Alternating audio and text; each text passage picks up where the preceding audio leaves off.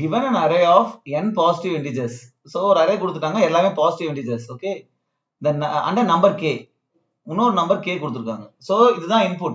ஒரு array of numbers கொடுத்துருக்காங்க கூட இன்னொரு நம்பர் k கொடுத்துருக்காங்க. k என்றது ஒரு threshold. Threshold kind of maximum value ன்னு வச்சுங்க. So given a threshold value to divide each element of the array into sum of different elements. அந்த each element தனித்தனி எலிமெண்டா டிவைட் பண்றதுக்கு மேக்ஸிமமா எவ்வளவு டிவைட் பண்ணலாம் அப்படின்றதுக்கு நம்பர் தான் k.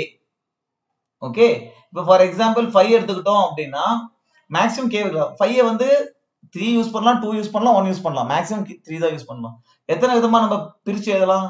3 + 2 போட்டா 5 வந்துரும். அதே மாதிரி 8 க்கு என்ன? 3 + 3 + 2 இது வந்து 3. கரெக்ட். அதே மாதிரி 10 க்கு, அதே மாதிரி 13 க்கு மேக்ஸிமம் வேல்யூ 3 தான் யூஸ் பண்ணலாம். இது எப்படி பிரிச்சு ஆட் பண்ணா நமக்கு 13 வரும். நம்ம அவுட்புட் என்ன பண்ணனும்? Find the sum of count of the numbers in which the array elements are divided. Sum of count of the numbers. எத்தனை நம்பர் இருக்கு? இதோடைய sum of count.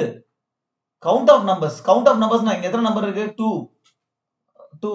இங்க எத்தனை நம்பர்ஸ் இருக்கு? 3. இதுதான் count. எத்தனை நம்பர்ஸ் இருக்கு? அந்த நம்பர்ஸ் உடைய sum.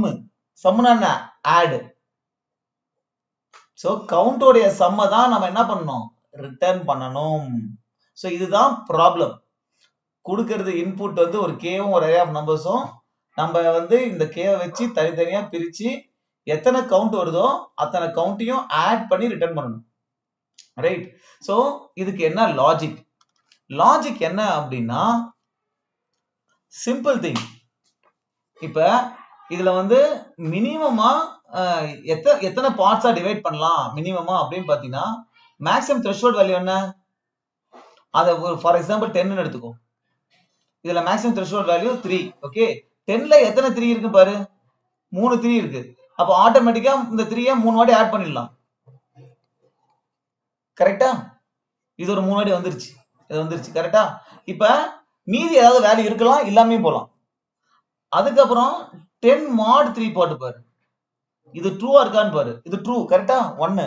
அப்ப அந்த வேல்யூ அது ஒரு எக்ஸ்ட்ரா ஒரு வேல்யூ வந்துரும்.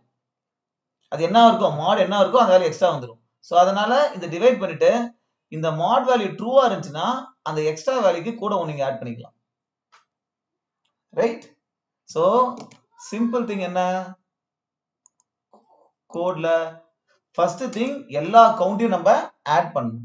சோ யூசுவலா நம்ம ரிசல்டன்ட் வேல்யூக்கு ஒரு கவுண்டர் வச்சுக்குவோம். இத நம்ம இதான் ரிசல்ட். இதுல நம்ம எல்லாத்தையும் ஆட் பண்ணனும். அப்புறம் என்ன பண்ணனும்? ஒரு நம்பரா போணும். ஒரு நம்பர் எப்படி லூப் படிக்கிறது? int val ஜாவால கோலன் போட்டு அந்த அரே வேல்யூ கொடுத்துடலாம். ஓகே ஓகே, இப்போ ஒரு வேல்யூவா போறோம். அந்த வேல்யூக்கு நம்ம என்ன பண்ணனும்? ரிசல்ட்ஸ் கூட ஆட் பண்ணனும். கரெக்ட்டா? என்னத்தை ஆட் பண்ணனும்? அந்த வேல்யூ டிவைடட் பை k. ஒரு இண்டெக்ஸ் எடுத்தா அதை டிவைட் பை k போட்டினா உங்களுக்கு என்ன வேல்யூ வந்துரும். கரெக்ட்டா? அதை ஆட் பண்ணிட்டோம். இப்ப அந்த வேல்யூ mod k அது வந்து not equal to 0 இருக்குன்னா என்ன அர்த்தம்? எக்ஸ்ட்ரா ஏதோ வேல்யூ இருக்குன்னு அர்த்தம். அப்படி எக்ஸ்ட்ரா வேல்யூ இருக்குன்னா நம்ம என்ன பண்ணணும்? ரிசல்ட் வேல்யூ கூட ஒன்னு எக்ஸ்ட்ரா ஆட் பண்ணிக்கணும். கரெக்ட்டா? எக்ஸ்ட்ரா ரிமைண்டர் இருந்தாலே வேல்யூ வரும், இல்லனா ஆட் பண்ண தேவையில்லை. ரைட்? இப்ப ஃபர்ஸ்ட் எலிமெண்ட்டுக்கு ஆட் ஆயிடுமா? அப்புறம் செகண்ட் எலிமெண்ட்டுக்கும் ஆட் ஆயிடுமா?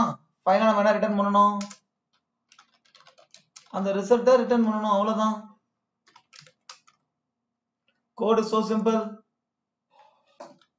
See, all the test cases are passed. So solution is simple. நம்ம கோட் அடிக்கிறது ஆக்சுவலா வெரி சிம்பிள். கோட் அடிக்கிறது எவ்வளவு நேரம் ஆச்சு? கோட் அடிக்கிறது தான் இருக்கிறதுலே சிம்பிளானது. என்ன டிஃபரண்ட்னா அந்த ப்ராப்ளமை எப்படி சால்வ் பண்றோம்னு திங்க் பண்றோம்ல, லாஜிக், அதுதான் இம்பார்ட்டன்ட். அந்த லாஜிக் பில்டிங் தான் நீங்க பண்ணணும்.